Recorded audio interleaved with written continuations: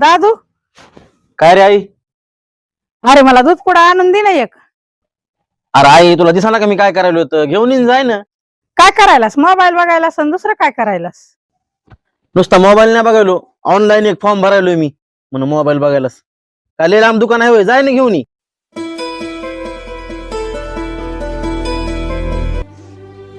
आरोही, काय आजी?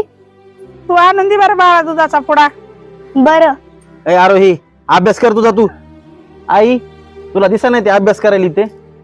इकून तिकून पोरी बसल्यात अभ्यासाला, तर तू लगेच दूध पुडा आणन हे आणन. दाद्या काय मिळाय?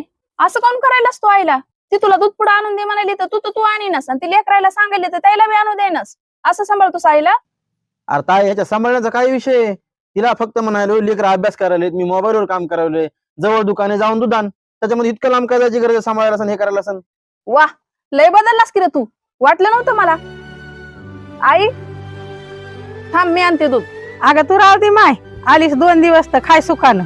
मीच जाते ना आणते हळूहळू. अगं आई, आणलं असतं ना म्या. नको माय, राहू दे आणते. दाद्या, मला तुझ्याकडून ही अपेक्षा नव्हती र. अरे माणूस दुश्मनासोबत सुद्धा इतकं वाईट वागत नाही, तितकं वाईट वागायलास तू आईसोबत.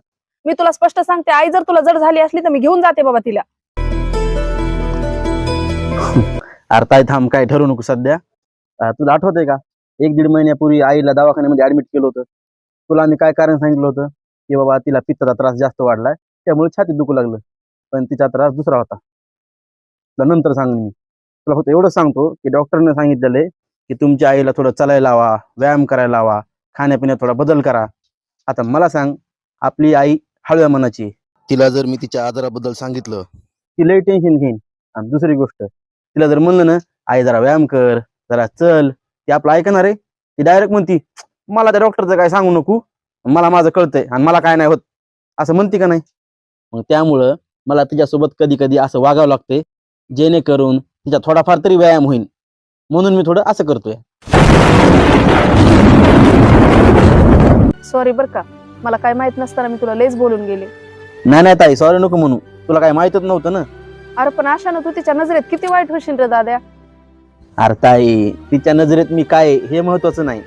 माझ्यासाठी हे महत्वाचं आहे की आई चांगली आहे आणि माझ्या समोर आहे.